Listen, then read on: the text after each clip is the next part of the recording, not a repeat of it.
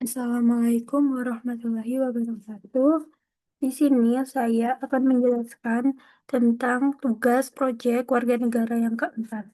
Sebelumnya, perkenalkan saya Puri Negara Madani dengan NIM K100230201 dari Pancasila kelas D dari Prodi Farmasi. Selanjutnya, aspek apa saja yang ingin saya bahas dari presentasi kali ini, yaitu yang pertama ada relevansi dengan mata kuliah, relevansi dengan program studi, muatan nilai-nilai Pancasila pada produk, manfaat yang diperoleh, kekurangan dan kelebihan produk yang dihasilkan, dan saran untuk proyek citizen selanjutnya. Baik, masuk pada pembahasan yang pertama, yaitu relevansi dengan mata kuliah. Jadi, topik yang saya ambil ini mencerminkan sila kemanusiaan yang adil dan beradab, karena penggunaan antibiotik yang rasional dapat melindungi masyarakat dari bahaya resistensi dan juga efek samping obat yang tidak diinginkan. Sejalan dengan sila keadilan sosial bagi seluruh rakyat Indonesia, yaitu dapat memastikan akses dan penggunaan antibiotik yang aman, bermutu, dan bertanggung jawab bagi semua lapisan masyarakat, dan dapat menggambarkan tanggung jawab profesional apoteker sebagai warga negara Indonesia untuk mendukung program pemerintah dalam pengendalian resistensi antimikroba dan meningkatkan derajat kesehatan nasional. Selanjutnya, relevansi dengan program studi. Topik berkaitan langsung dengan ilmu farmasi, khususnya peran apoteker dalam penggunaan obat yang rasional, serta mendukung kompetensi calon apoteker dalam melakukan edukasi, konseling, dan pemantauan terapi antibiotik pada pasien di komunitas. Selanjutnya, yaitu muatan nilai-nilai Pancasila pada produk. Yang pertama, yaitu adalah sila pertama ketuhanan yang Maha Esa. Di sini apoteker menjalankan tugas secara jujur dan bertanggung jawab sebagai amanah moral di hadapan Tuhan, tidak menyalahgunakan wewenang dalam pemberian antibiotik, dan menjaga kehidupan dan kesehatan pasien melalui penggunaan antibiotik yang tepat, mencerminkan penghormatan terhadap nilai religius tentang menjaga nyawa. Kemudian sila yang kedua, yaitu kemanusiaan yang adil dan beradab. Penggunaan antibiotik yang rasional ini dapat melindungi pasien dari efek samping yang tidak perlu dan dari ancaman resistensi, sehingga hak pasien atas perlakuan manusiawi terpenuhi. Dan juga edukasi dan konseling apoteker kepada pasien ini dapat menunjukkan sikap empati dan penghargaan terhadap martabat manusia.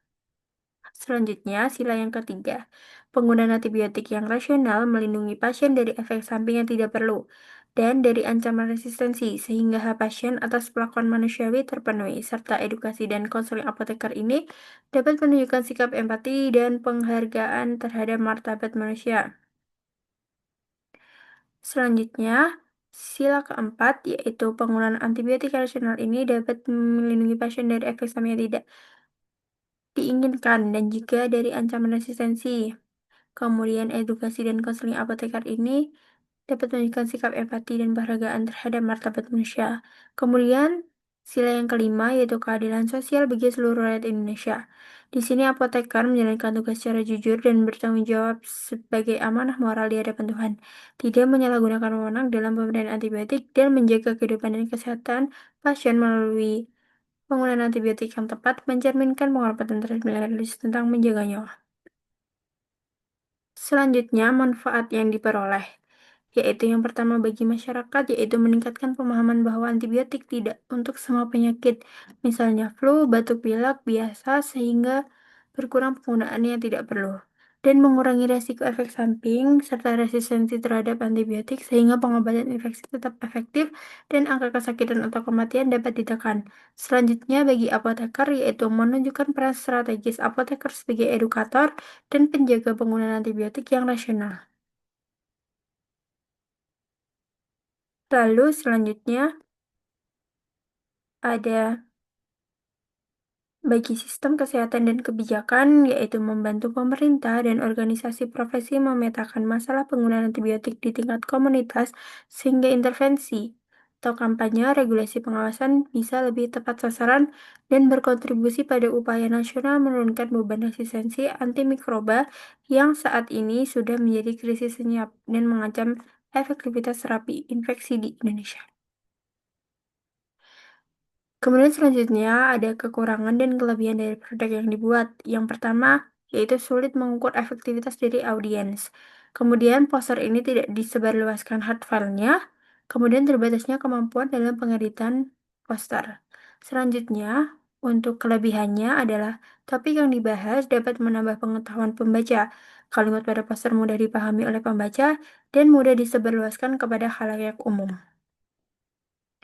Kemudian yang terakhir ada saran untuk proyek warga negara selanjutnya, yaitu saran saya untuk proyek citizen ini adalah alangkah baiknya jika hard file-nya juga dikumpulkan, serta mahasiswa dapat mempertanggungjawabkan tugasnya dengan terjun ke masyarakat agar dapat lebih terrealisasikan.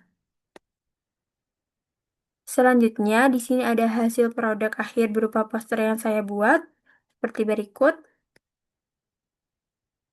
Dan berikut penjelasannya.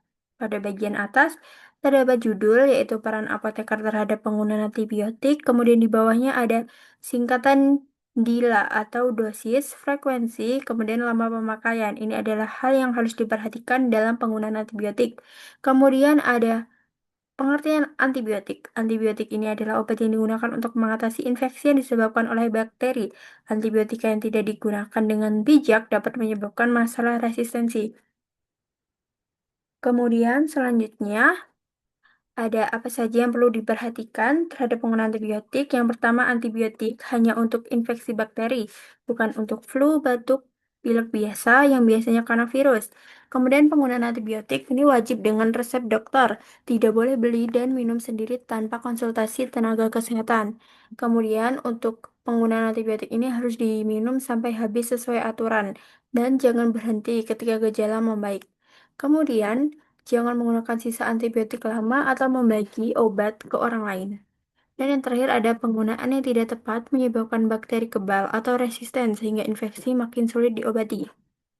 Kemudian ada pengertian dari resistensi antibiotik, yaitu kemampuan bakteri untuk mengalahkan obat yang dirancang untuk membunuh mereka, sehingga dapat mengurangi efektivitas pengobatan, meningkatkan penyebaran infeksi, dan meningkatkan biaya kesehatan.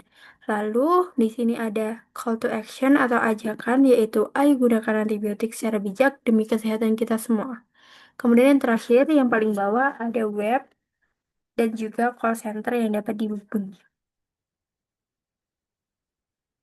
Baik, sekian pemaparan dari proyek yang sudah saya buat. Ada kurang lebihnya mohon maaf. Terima kasih. Wassalamualaikum warahmatullahi wabarakatuh.